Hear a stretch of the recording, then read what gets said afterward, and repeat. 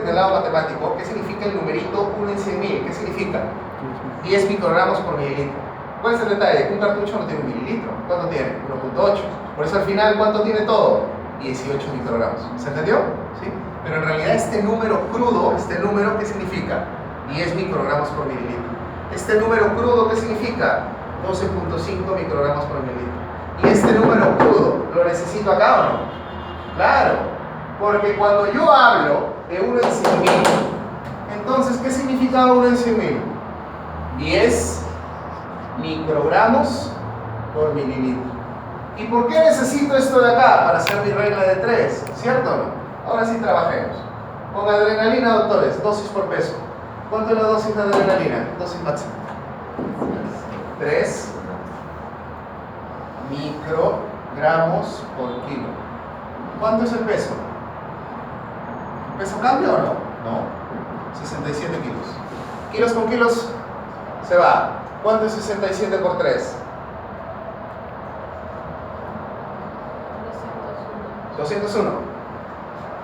201 ¿qué? Microgramos. De acá era miligramos, ¿acá qué es? Microgramos, muy bien. Microgramos, perfecto. Ahora, ¿qué tengo que hacer? Esto lo tengo que pasar a líquido, ¿no? Y para el líquido, ¿qué usamos? Hacemos lo mismo, el dato de la concentración. ¿Sí? Segundo paso. Igual como hicimos con lidocaína, acá también usamos el dato de la concentración. ¿Qué me dice la concentración de la epinefrina, doctores, de la adrenalina? ¿Cuánto es la concentración? 1 en 100.000. Pero 1 en 100.000 era equivalente a ¿cuánto? A 10 microgramos en un mililitro. ¿Se entiende o no? ¿Y yo cuánto quiero colocarle a mi paciente? 201 microgramos. ¿Esto a cuánto me va a dar? Regla de 3. Si se dan cuenta, doctores, al final los microgramos se van a ir o no. Y al final me va a seguir saliendo mililitros. ¿Cuántos mililitros sale ahí? ¿Cuánto es esa regla de 3? 201 entre 10, ¿cuánto es? 20.1. 20.1 mililitros. Muy bien. Y para pasarlo a cartuchos, ¿qué hago? ¿Se acuerdan o no? ¿Qué tengo que hacer para pasar a cartuchos? 20.1 entre 1.8. ¿Cuánto sale? ¿Se han dado cuenta? Hemos hecho lo mismo que en el otro lado, solo con los datos de la adrenalina. ¿Cuánto sale?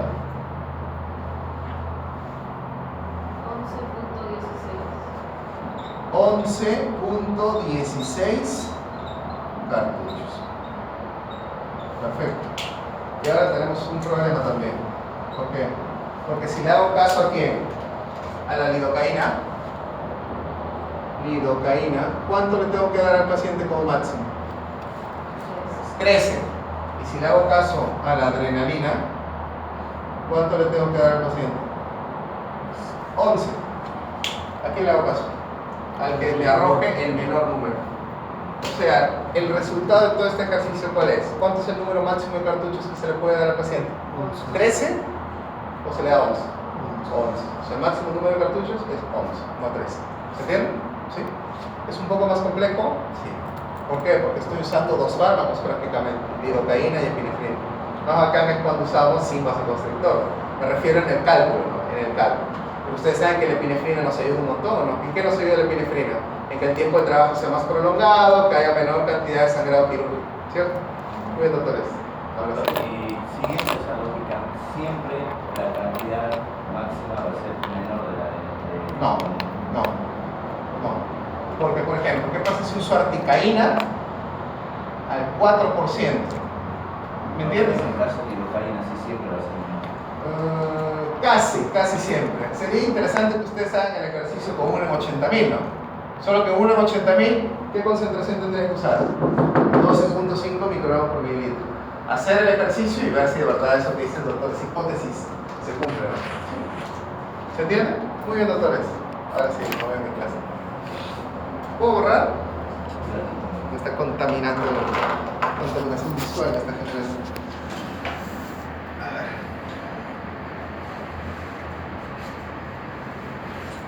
¿Se entendió, doctores? Yo sé que esta parte es full numérica, ¿no? Pero ¿se entendió? ¿Sí? Ahora, en su examen les va a venir seguramente, pero no piensen por el examen, piensen en la vida, ¿no? De repente ustedes atienden a un niño, imagínense, normalmente el que dice yo no atiendo niños, va a suceder algo, ¿no? Que va a llegar tu amigo, ¿no? Con parejado todavía, ¿no? Entonces, oye, atiendo. Rayos, ahí no le pueden decir que no, ¿no? Tienes que atender. En ese caso yo les invito a algo, que hagan los mismos ejercicios, pero con pacientes niños. Ahí salen cantidades bastante sorprendentes, ¿no? Se van a dar cuenta que el número máximo en un niño de 5 años puede ser cartucho y medio, 2 cartuchos, ¿no? Y esos 2 cartuchos nosotros colocamos en un adulto como si nada, ¿no? Cartuchos, cartuchos. Y en un niño ya puede presentar un efecto tóxico. Por eso, más que en adultos, en niños es importante todo este desarrollo. Solo que en niños, ¿qué tendría que colocar? Simplemente la dosis pediátrica nada más y usar el peso del niño nada más. Después todo es igualito. Doctor, y con la adrenalina, ahí es igual para niños y adultos. Claro, esta dosis, sí. No hay para niños. Esto es para adultos y para niños. Por eso les dije, ¿no? La dosis máxima que puede recibir una persona, sea niño o adulto, máxima es 3 microgramos por cada kilo. ¿Sí?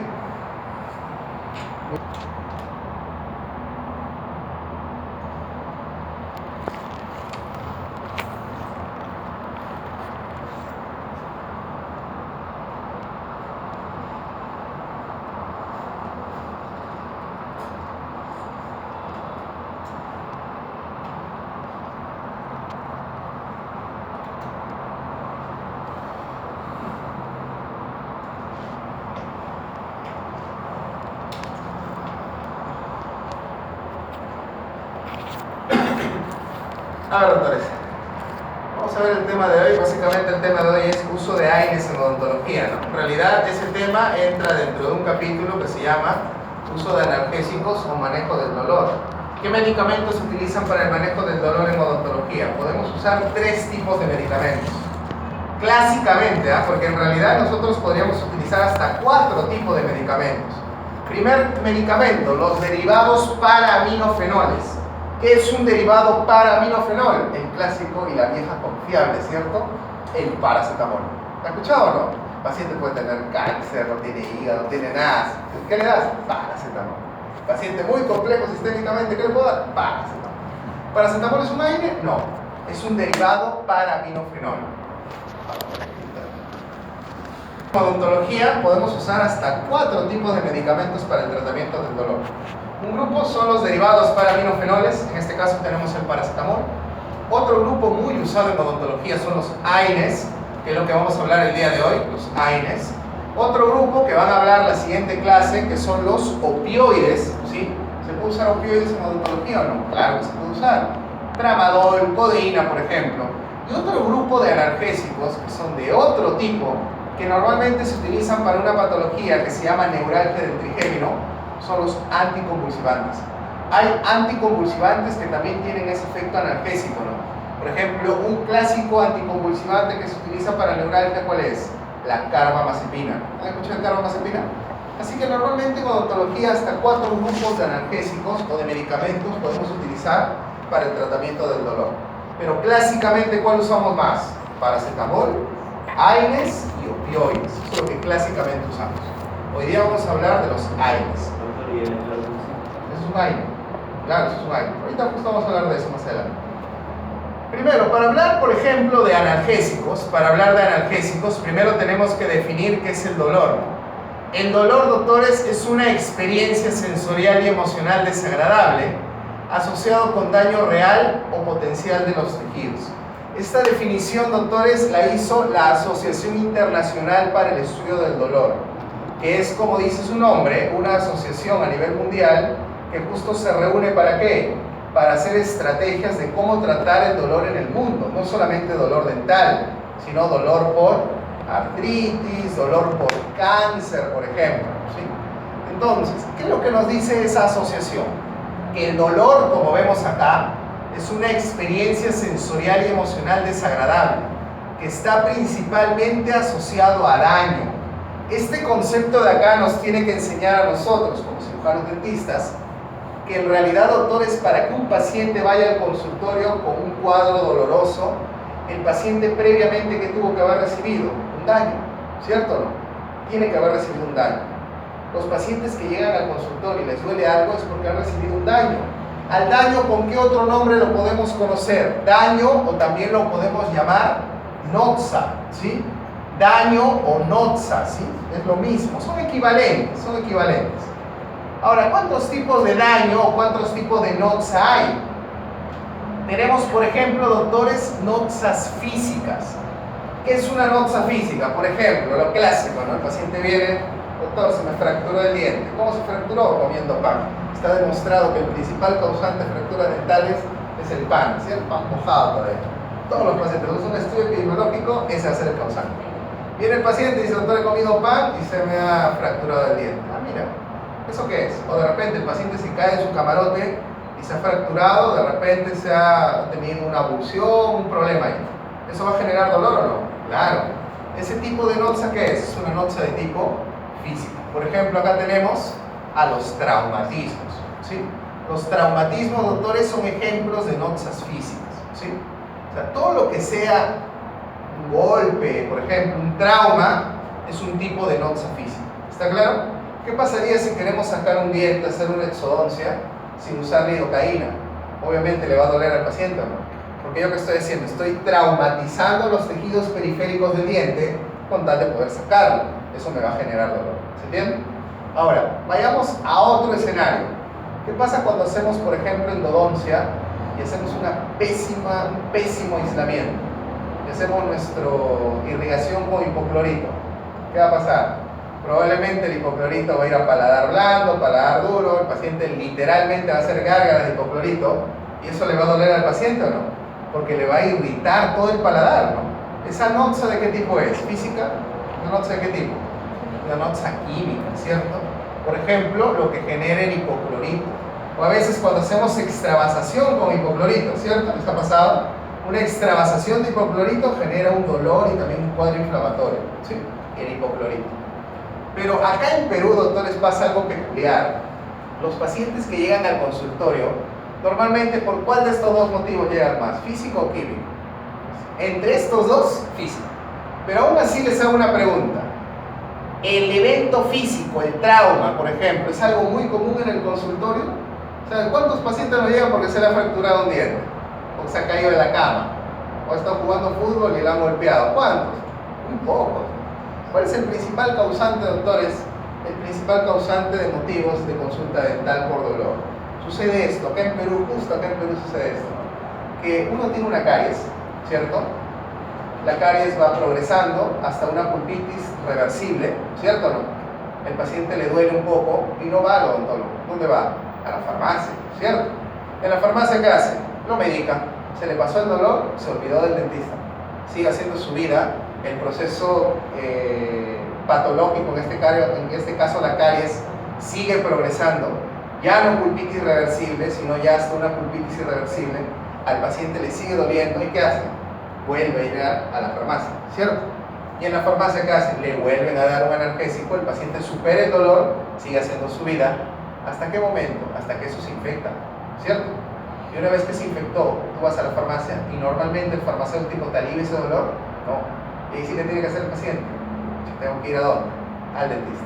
En muchos casos llegan al consultorio por un dolor, pero un dolor producto de ¿qué? De una infección. Ahí, ¿quién está generando el daño? ¿Algo físico, algo químico o una bacteria? Una bacteria. ¿Y la bacteria cómo se considera? Como una noxa de tipo biológico, ¿cierto? Acá tenemos las famosas infecciones. La gran mayoría de pacientes que llegan al consultorio es porque una bendita bacteria ha estado haciendo su proceso patogénico, ¿cierto o no? Y ha generado o una pulpitis o ha generado ya un absceso, ¿se entiende? Y eso genera dolor. ¿Sí, doctores? Entonces, estos son los motivos por los cuales un paciente podría llegar al consultorio. Ahora, pregunta, ¿cuál es el orden? Viene la noxa, daña el tejido y el paciente automáticamente siente dolor. ¿Ese es el orden? No. ¿Cuál es el orden? Viene la noxa, daña el tejido, el paciente, producto del daño, ¿qué se produce en su tejido? Se produce inflamación y producto de la inflamación recién el paciente me manifiesta dolor. Ese es el orden. Viene el daño, inflama el tejido y producto de la inflamación nuestro paciente, ¿qué percibe? ¿Qué siente? Siente dolor. ¿Se entendió? Por eso, una primera conclusión de esta clase, ¿cuál es? Que el dolor que normalmente nosotros tratamos en odontología, ¿qué tipo de dolor es? Es un dolor de tipo inflamatorio. ¿Se entiende? ¿Se acuerdan nuestras épocas de pregrado, cuando éramos chiquitos? La primera vez que trajimos un paciente a la clínica de la universidad donde habíamos estudiado. Nosotros nos atrevíamos a nosotros medicar, no. ¿A quién le decíamos? Al doctor, ¿cierto? Doctor, tengo mi paciente pero le duele, ¿qué le doy? ¿Qué nos decía nuestro profesor de clínica? Dale ibuprofeno, ¿cierto o no? A otro, ¿qué nos habrá dicho? Dale ketorolaco, ¿cierto o no? A otro, ¿qué nos habrán dicho? Dale naproxeno. O por ahí uno que de repente ha leído un poquito más, dale diclofenac, ¿cierto? ¿Pero por qué? ¿Por qué nuestro profesor de clínica nos decía da ibuprofeno, ketorolaco, naproxeno, diclofenac? ¿Por qué escoger un AINE? ¿Se han dado cuenta o no? Siempre la primera línea para tratar dolor en odontología es un AINE. ¿Por qué? Porque los AINES, doctores, son solamente analgésicos. ¿Los AINES qué son? Son analgésicos y también son antiinflamatorios. Y díganme, el dolor que nosotros tratamos en odontología, ¿de qué tipo es? Es un dolor de tipo inflamatorio. O sea, es importante que nosotros, cuando tratemos el dolor, no solamente nos preocupemos por el dolor, sino también por la inflamación de fondo que hay en ese cuadro. ¿Se entiende? Nosotros tratamos inflamación. ¿Se acuerdan con qué palabrita, con qué término terminaban, valga la redundancia, los cuadros inflamados? ¿Se acuerdan? Itis, ¿se acuerdan o no? ¿Qué tratamos nosotros? Pulpitis, ¿qué más? Periodontitis, osteitis, ¿sí? Nosotros tratamos cuadros inflamados. Entonces, para tratar ese dolor, no solamente tengo que dar un analgésico, también tengo que asociarlo ¿a qué? A un antiinflamatorio. O en el caso de los AINES es bonito, ¿no? Porque el mismo medicamento tiene tanto efecto analgésico como efecto antiinflamatorio. ¿Está claro? Sí. Por eso en la clínica desde chiquitos nos enseñaban a utilizar ¿qué medicamentos? AINES. ¿Sí? ¿Cuántos tipos de dolor existen, doctores? De manera general, ¿cuántos tipos de dolor hay? Tenemos dolor de tipo inflamatorio, que es el principal dolor que en este caso llega al consultorio. Más del 90%, doctores, de pacientes llegan al consultorio por un dolor inflamatorio. ¿Sí? Más del 90%. ¿Qué otro tipo de dolor tenemos?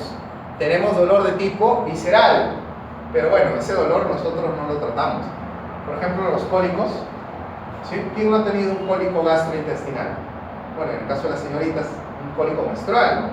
Debe doler bastante, ¿no? Debe doler. Ese tipo de dolor no es inflamatorio, ese dolor es visceral. Y para dolor visceral, algunos AINES nada más funcionan, no todos, algunos, no todos. Pero sí funciona muy bien, ¿qué medicamento? Los opioides, ¿sí? Por eso hay señoritas que tienen un dolor menstrual tan marcado que por más Pomsta que tomen, ¿saben qué es Pomsta? Pomsta es naproxeno, ¿no? Que es uno de los pocos AINES que funciona en dolor visceral. ¿Cuáles son los AINES que funcionan en dolor visceral? Naproxeno y ácido mefenámico. ¿Sí? No sé si han escuchado. Ácido mefenámico es muy bueno también para dolor visceral.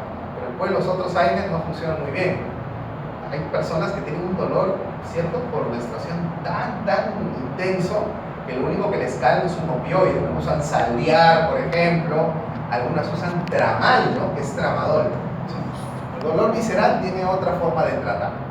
A ver, de estos dos, obviamente, ¿cuál atendemos nosotros en odontología? Dolor inflamatorio.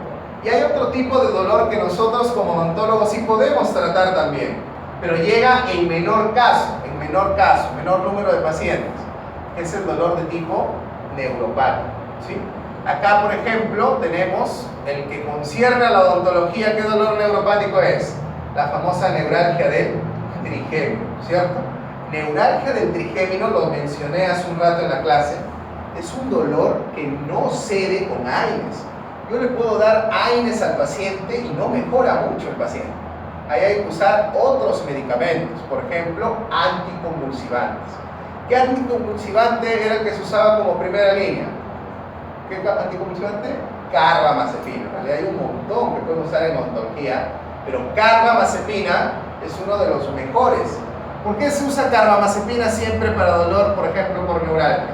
Porque ha demostrado una eficacia del 80%. Es decir, que de 10 pacientes, carbamazepina a 8 les alivia el dolor. Es una gran eficacia, ¿no? En cambio, hay otros anticonvulsivantes que tienen menos eficacia, pero también se podrían usar en neuralgia. ¿Sí? ¿Hasta acá, doctores? ¿Estamos bien? ¿Sí? ¿Estoy hablando muy rápido de repente? ¿No? Por si acaso. Igual ahí en el video me colocan, no, slow. Cuando revisen su video. ¿Qué tal les fue su examen, su primer examen? ¿Sí? ¿Todo bien? Yo les hice alguna teoría, no recuerdo, ahora recién nos estamos conociendo. ¿Qué teoría? Ah, bien de administración. ¿Qué tal les fue su examen? ¿Bien? 100% aprobados, espero. Todo Espero es sí. Porque el segundo examen es un poquito más intenso, como te habrán dado cuenta, ¿no? Un poquito más de tema. Hay que repasar un poquito más. Sí, solo la segunda parte. Pero si se han dado cuenta, muchas cosas de la primera se relacionan con la segunda. Por ejemplo, farmacocinética de cajón. Farmacocinética se relaciona mucho en estos temas. A ver. Veamos este grupo de medicamentos, doctores, que nos toca desarrollar el día de hoy, que son los AINES. ¿A qué podemos hablar de los AINES? Los AINES, doctores, son fármacos de naturaleza ácida. ¿Qué significa que sean fármacos ácidos? ¿Qué significa? ¿Esto nos conviene o no nos conviene que los AINES sean ácidos? Claro que nos conviene. ¿Se acuerdan los anestésicos locales que vieron con el doctor Víctor la semana pasada? ¿Los anestésicos locales de qué naturaleza son? ¿Ácidos o alcalinos? Son alcalinos. Esa era la explicación por qué en dientes inflamados el anestésico no funcionaba bien. En dientes infectados tampoco. Porque en un diente inflamado, en un diente infectado, ¿cómo es el pH? Ácidos. Y los fármacos alcalinos no funcionan bien en ambientes ácidos. ¿Se entiende? Por eso tú tienes una pulpitis, le colocas un cartucho al paciente y probablemente tengas que colocar ¿qué? Otro cartucho más, ¿cierto? Hasta conseguir la bendita anestesia pulpar y puedes hacer tu exéresis cuando haces una endodoncia, por ejemplo. En cambio, los AINES, ¿qué naturaleza tienen? Son ácidos. ¿Qué quiere decir? Que los AINES funcionan muy bien en tejidos ácidos. ¿Cuál es un tejido ácido muy importante? Los tejidos inflamados. ¿Se entiende? ¿Qué pasaría si los AINES fueran alcalinos? No servirían para nada, ¿cierto? Pero como los AINES son ácidos, tienen mejor afinidad por el tejido ácido y funcionan muy bien ahí. Por eso son muy buenos antiinflamatorios. No solamente son analgésicos, gracias a su propiedad, que son ácidos, también son buenos antiinflamatorios. ¿Se entiende? Sí. ¿Y qué más dice acá? ¿Se utilizan para qué? Para tratar dolor y también para tratar ¿qué cosa, doctores? Inflamación. Acá esto es muy importante, doctores. Los AINES se utilizan para las dos cosas: tratar dolor y tratar inflamación. Hagamos un repaso. Paracetamol, ¿para qué se utiliza? ¿Dolor o inflamación? Solamente dolor. Paracetamol no tiene efecto antiinflamatorio, solamente es analgésico. Los opioides que van a ver la siguiente semana, los opioides, ¿esos medicamentos para qué se utilizan? Solamente para tratar dolor, ¿cierto? Los corticoides que también van a ver la siguiente semana, ¿se utilizan para tratar qué? Principalmente ¿qué? Inflamación. En cambio los AINES, dolor y también inflamación, ¿cierto? Por eso, doctores, ¿qué pasa si tengo un alérgico a AINES? No puedo dar AINES, ¿cierto? Eso es un problema, ¿no? ¿Por qué es un problema? Porque como no puedo dar AINES, ¿qué tengo que medicar? Tengo que medicar para el dolor y paralelamente tengo que medicar ¿para qué? Para la inflamación. O sea, tengo que dar doble medicación. ¿Se entiende? Porque tengo que cubrir en odontología dolor e inflamación. Entonces, en un alérgico a AINES, doctores, tengo que dar doble medicación. Todo un problema, ¿no? Porque más fácil que es dar un fármaco, pero ahora tengo que dar dos, ¿cierto? Uno para la inflamación y uno para el dolor. ¿Sí? A ver, rápidamente vamos a ver acá, doctores. Esta para mí es una de las diapos más importantes de la clase, ¿sí? Así que por favor, alma, corazón y vida acá ya, ¿sí? ¿Sí? Miren, al inicio de la clase yo les expliqué algo. Yo les expliqué que para que un paciente perciba dolor o tenga dolor, tuvo que haber recibido previamente ¿qué cosa? Un daño, ¿cierto? Ahora, el daño puede darse en la pulpa, el daño puede darse en el periodonto, el daño puede darse en el hueso, puede darse en mi mano, puede darse en mi pie, en mi cabeza. Cualquier tejido de mi cuerpo está expuesto a un daño, ¿no? Claro. Pregunta: ¿qué pasa cuando el daño ataca un tejido? ¿Qué pasa? En el tejido, doctores, ¿qué pasa cuando un daño, algo, una noxa, ataca al tejido? ¿Qué pasa en el tejido? En el tejido, doctores, se va a liberar una molécula, que la vamos a conocer con este nombre: ácido araquidónico, ¿cierto? Ácido araquidónico. El ácido araquidónico, doctores, es una molécula que se libera en el tejido dañado. La pregunta es, ¿a mí me conviene que este ácido araquidónico se quede en el tejido? No. Porque el ácido araquidónico, ¿qué hace? Puede generar más daño en el tejido.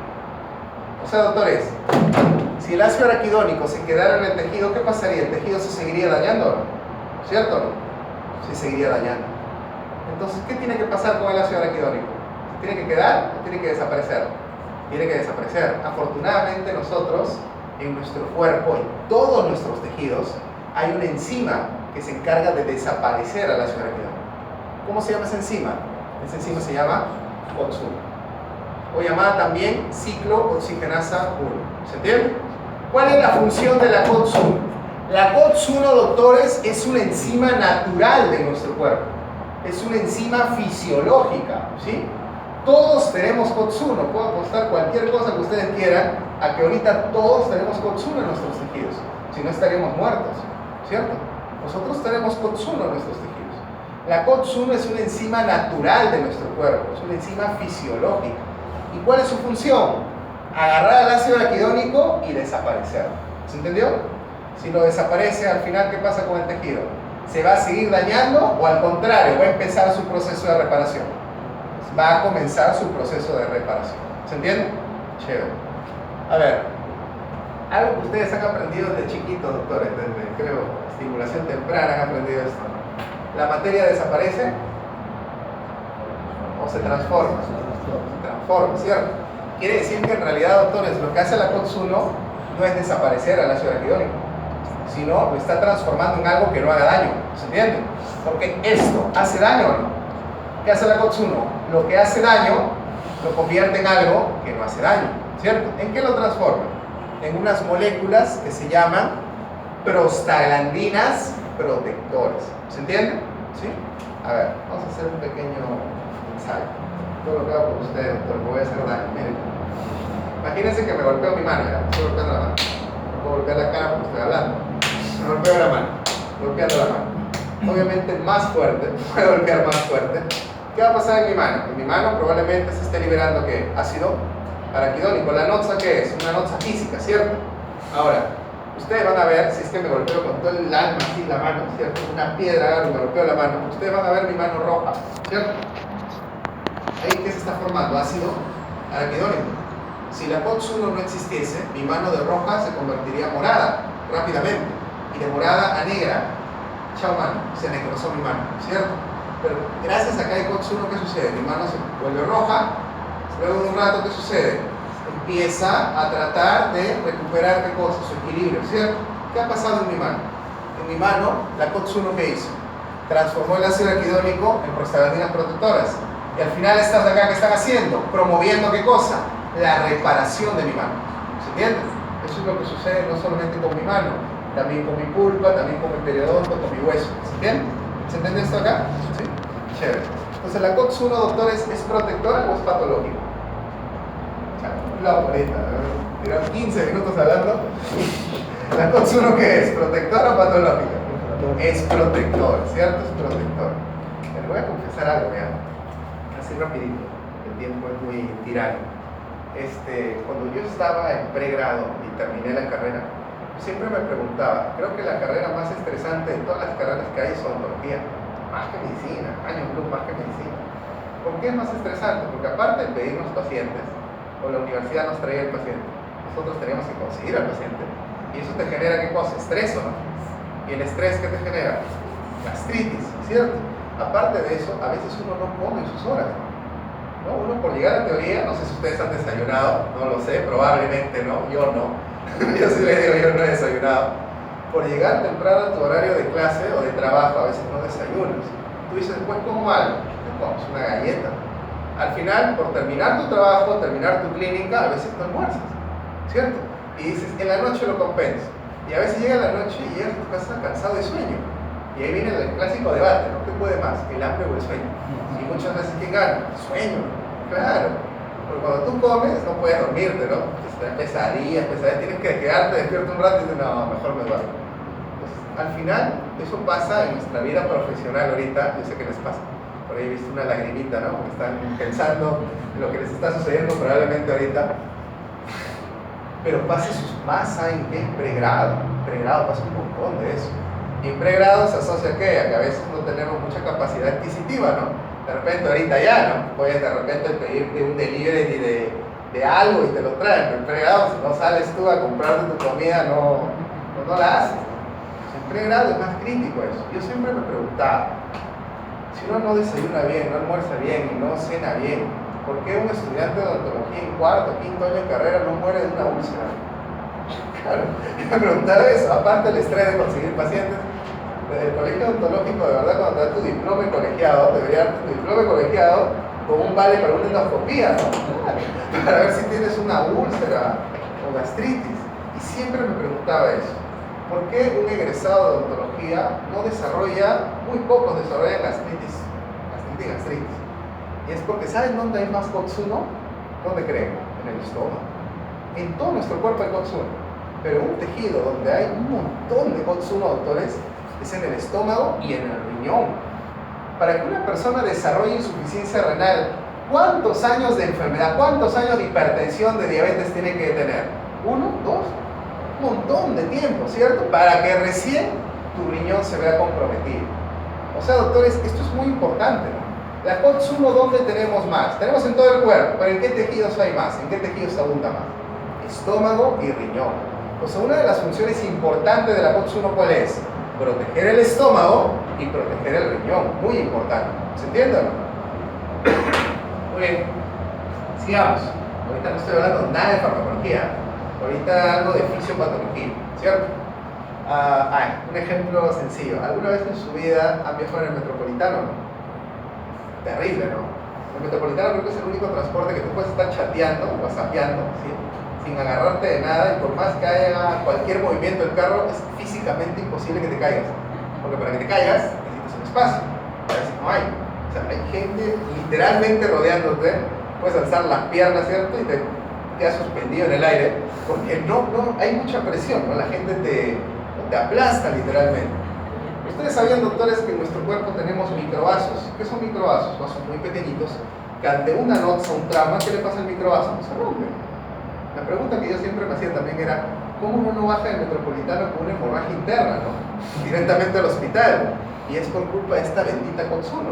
La COX-1, doctores, no solamente produce prostaglandinas protectoras, sino también produce unas moléculas que se llaman tromboxanos. ¿Y qué hacen los tromboxanos? Cuando un vasito se rompe o cuando hay una herida, ¿qué hace el tromboxano? El tromboxano junta las plaquetas para que formen el famoso tapón plaquetario. ¿Han escuchado? ¿Cierto?